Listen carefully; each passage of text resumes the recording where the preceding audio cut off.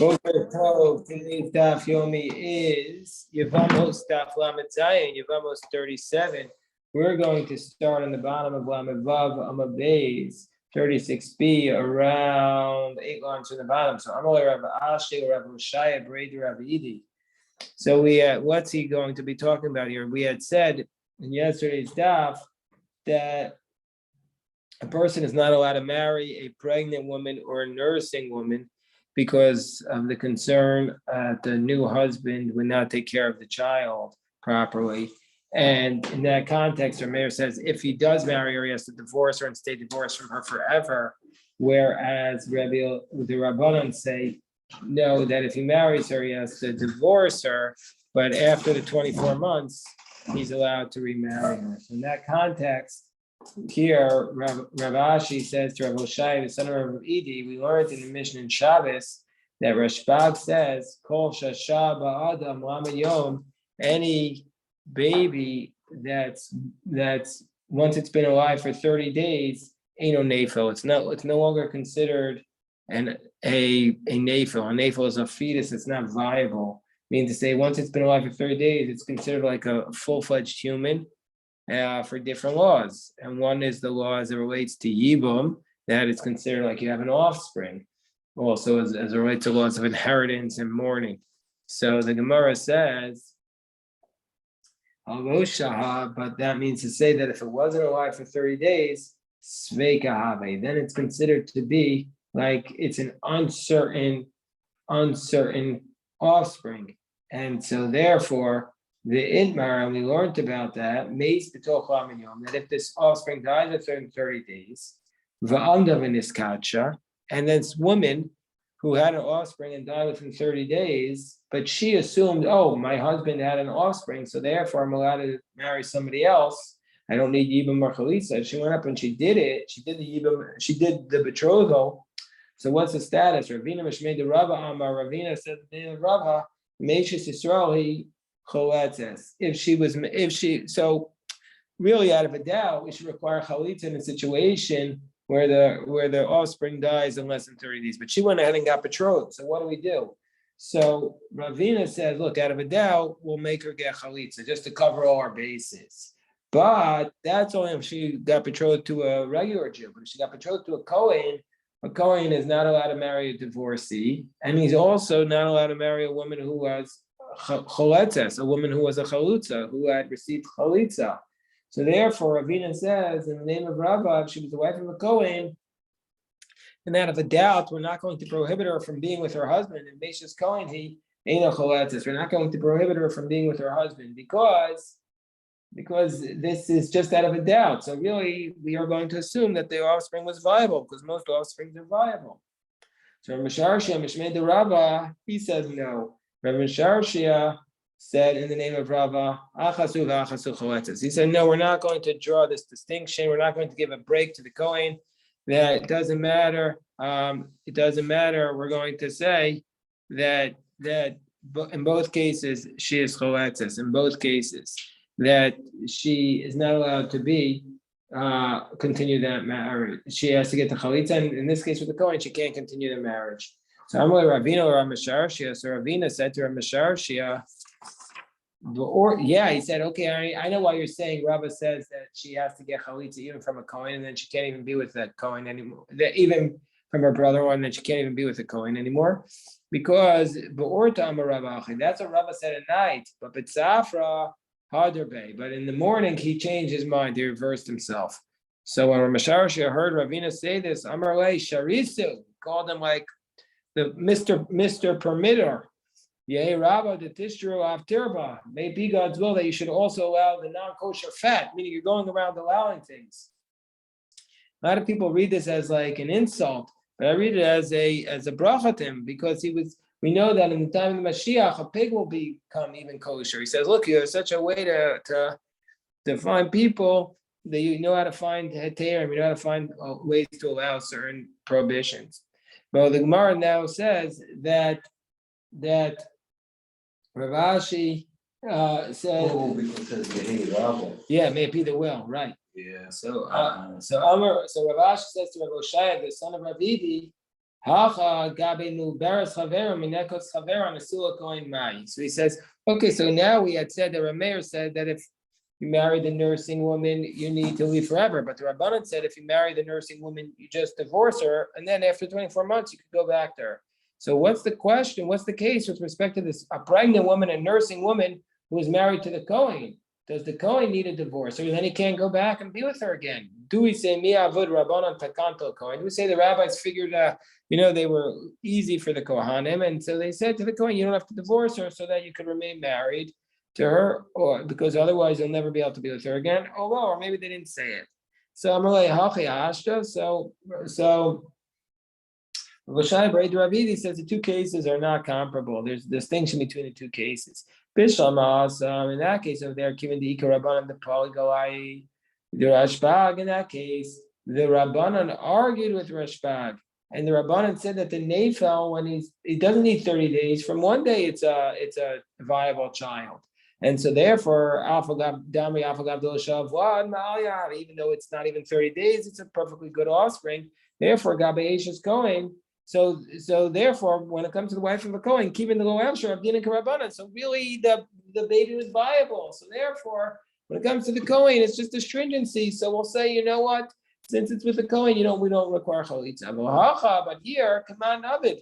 Which of the two opinions are you going to follow? Ika Rabbi Meir, if you want to follow Rabbi Meir. Amar Yotzi, Rabbi Meir says that you should indeed. Rabbi Meir says indeed that you must divorce her forever. The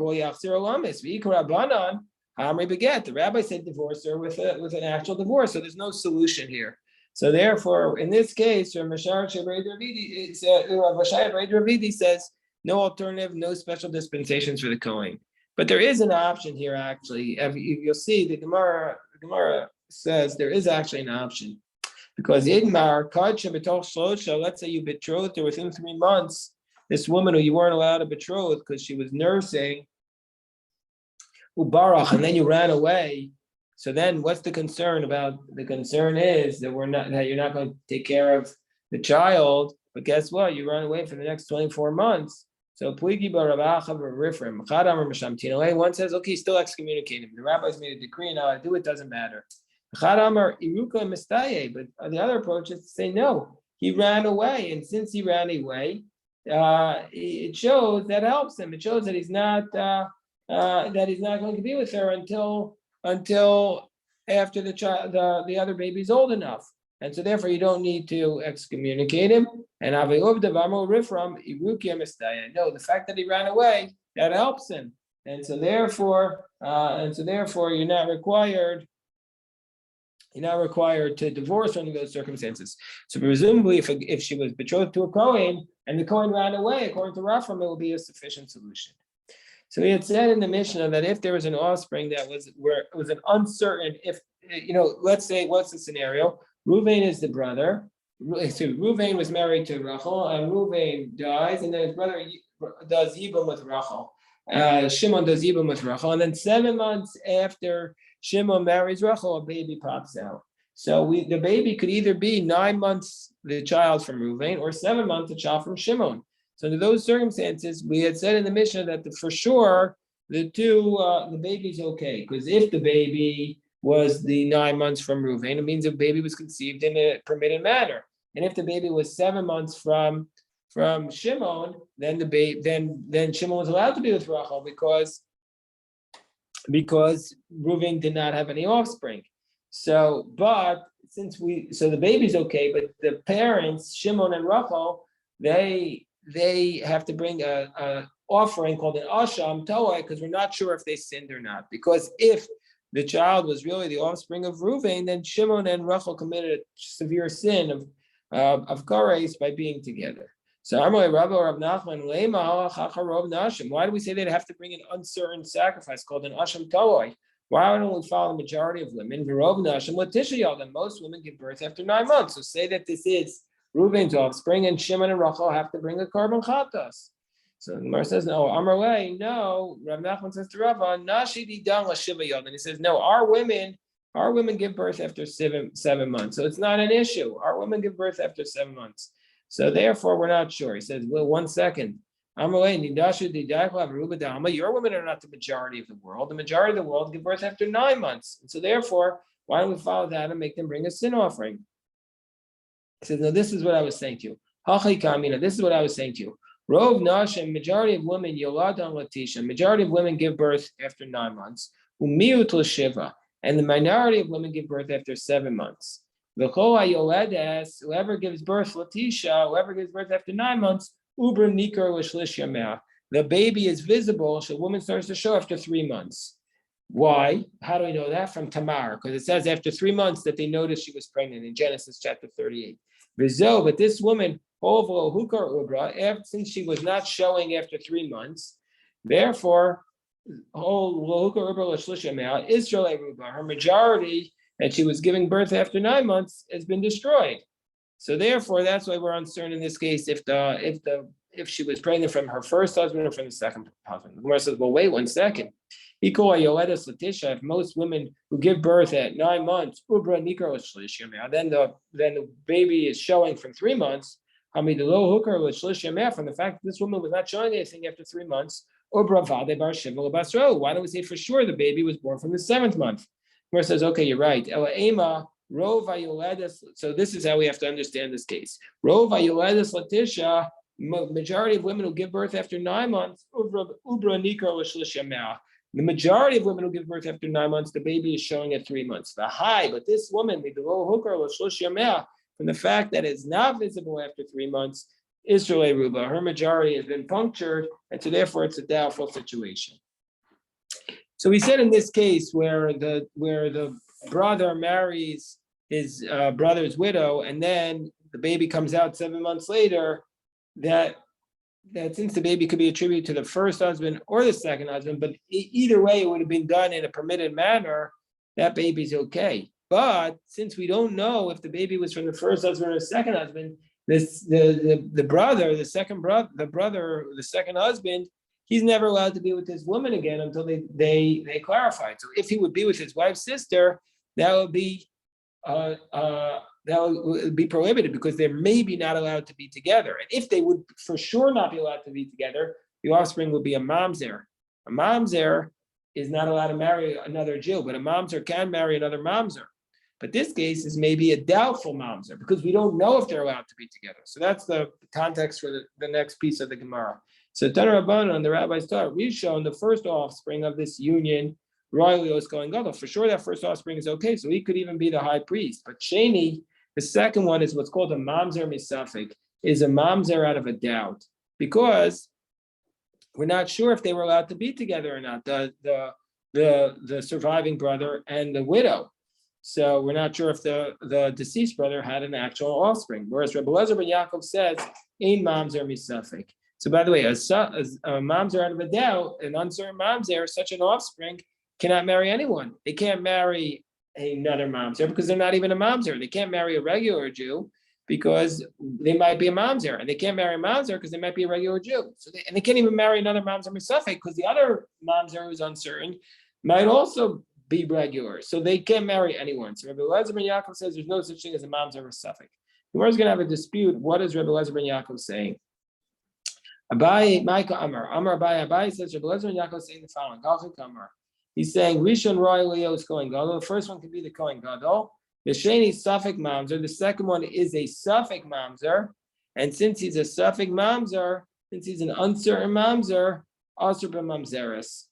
The second one is a Safek Mamzer, and therefore he cannot marry a Mamzeres. Whereas Rebbe Lezer says, Eino Safek Mamzer Avadai Mamzer. Rebbe Lezer Yaakov, according to Abai, is lenient. He's saying he's not an uncertain Mamzer.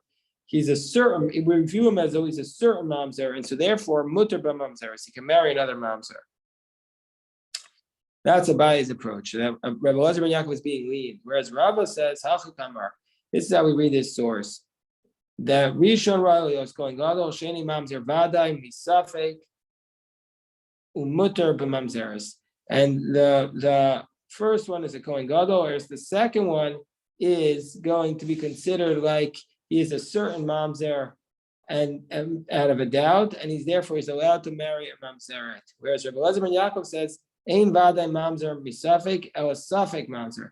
That if it comes from an uncertain mamzer, it doesn't create a certain mamzer, but it creates a uncertain mamzer, So according to the first approach, Abaye is lenient about the union, the offspring of such a union, whereas Rava is strict and says he cannot marry anybody.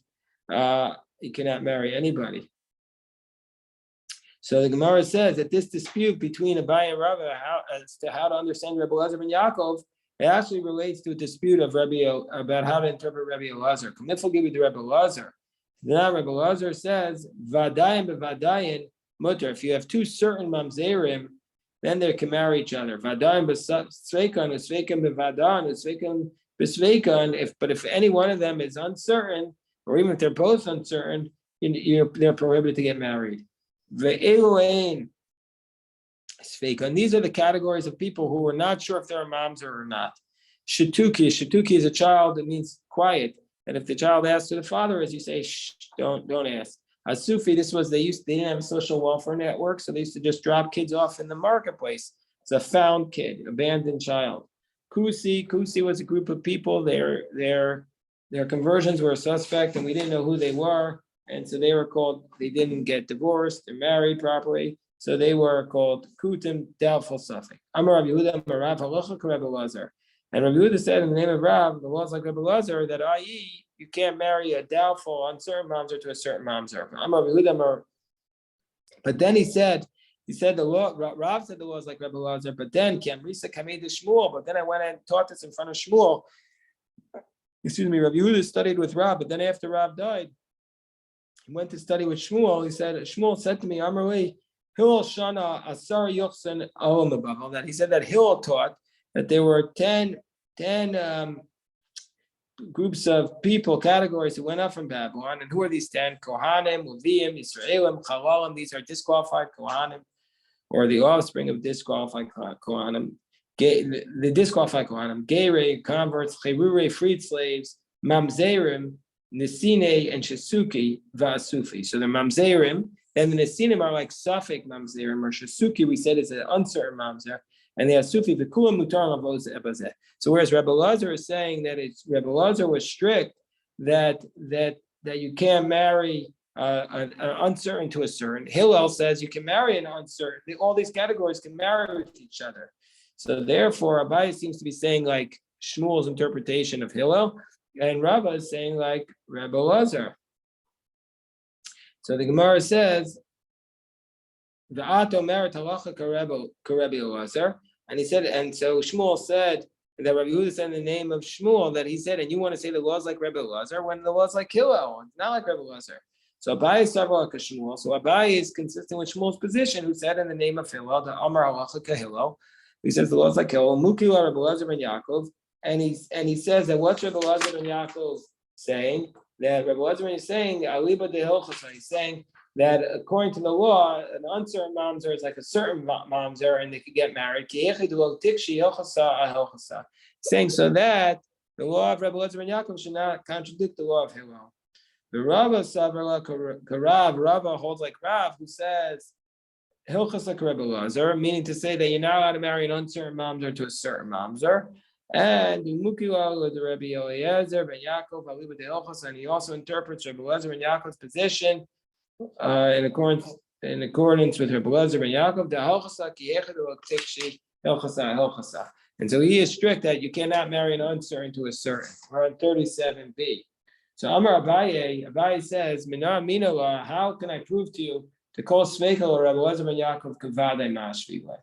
Says, how can I prove to you? What's my source for this idea? Rebbe Elazar ben Yaakov says every uncertain mamzer we treat as a certain mamzer. He says, I'll prove it to you. Because we have Braisa, the Tanya Rebbe Elazar ben Yaakov said, let's say a man with many women, Rahman al God forbid, but he was. He doesn't know with which women he had relations. She was with many men. She doesn't know who she became pregnant from. So what's going to happen is brother could end up, God forbid, marrying his sister, brother marrying his father marrying his daughter, brother marrying his sister. But it's not like mamzerim. He says the whole world will be filled with mamzerim. That's the proof right there, because it's an uncertain case, and yet they're all called mamzerim. But the Brisa continues and he says, about this, we say the whole world will be filled. The whole world is filled with vulgarity. Whereas the Rava said as follows. Rava says, no, when he says the whole world is filled with vulgarity, Rava says that it's going to be prohibited. He says, Zomahi. We don't know what it is, meaning it's a suffix mamzer. So Rava is strict about an uncertain mamzer, and Abaye is lenient. So the Gemara says, Rabbi Yaakov continued, and he said something else. What else did he say? He taught another teaching. He taught another teaching. What was the other teaching that he taught? The other teaching that he taught was as follows. This is very controversial. He says, well, this part's not controversial, but you'll see the next part is, a man shouldn't marry, they used to have more than one wife. You can't marry one wife in this country, then marry another wife in a different country, because what's going to happen is, so maybe the two children will realize that they have one father, brother can end up marrying his sister. Gemara says, and this is the controversial part, how could we say that you're not allowed to do this? When the great sage Rav, when Rav used to come to the place called Dardashir, Machris, he used to make a proclamation. Who wants to be my wife for the day? So presumably Rav had a wife where, in his hometown, and here he's coming to Dardashir and says, who wants to be my wife just for the night? So he seems to be, the implication of the question is that Rav was going around getting married for one night when he went to different places, or at least in this place. And Rav Nachman, when he came to Shachantev, he said, who wants to be my wife for the night? So the same idea. So the Gemara's answer is no. We don't have this concern about marrying one woman in one place and then another woman in another country when it comes to rabbis, because Shani Rabbanan Depakia Shamayu. The rabbis are different because since their names are well known, everybody knows who everybody's going to be aware of who the father is, and so therefore we don't have the concern about a brother marrying his sister. Mara says, but we have another problem. How could they actually do this? There is this concept, I'll introduce it first, called dam chimud. That means when the woman first gets engaged, there's a concern that day that we don't have this really, we don't understand it today, but in those days it was the idea that she, out of her lust, out of her desire, she would menstruate. And so therefore she should become ritually impure for 7 days. Rama Rabba, then we have a concept that we learned in Meseches Yuma, we learned about this Gemara. The idea is what's called the woman, once you propose to her, she has to immediately wait 7 days before you can get married. So if that's the case, so how come in this case we don't have that concern? So the Gemara explains, the rabbis, no, they didn't just propose that night. They would send a messenger out in advance, a week in advance, and he would find for them an appropriate wife. Or alternatively, the rabbis, maybe they didn't actually want to consummate the marriage that night. They just needed to have a wife first so that they could be secluded with them. Why? Because like we taught elsewhere, you can't compare somebody who has bread in their basket to somebody who doesn't have bread in their basket. These rabbis wanted to at least have bread in their basket. Even if they were not going to, so to speak, do anything with the bread in their basket, they wanted to have bread in their basket. And indeed, John Rabbi Elazar ben Yaakov says, "Well, Yisa Adam Ishto v'dato agarsha."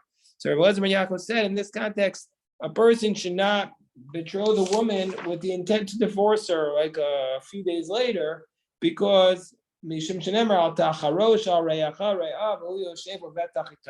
don't think bad things with your friend while he sits securely. So your friend doesn't know the woman doesn't know you're intending to divorce her. Maybe her father doesn't know. So that raises the question. Let's say she knows, are two people allowed to get married just because they want to be together?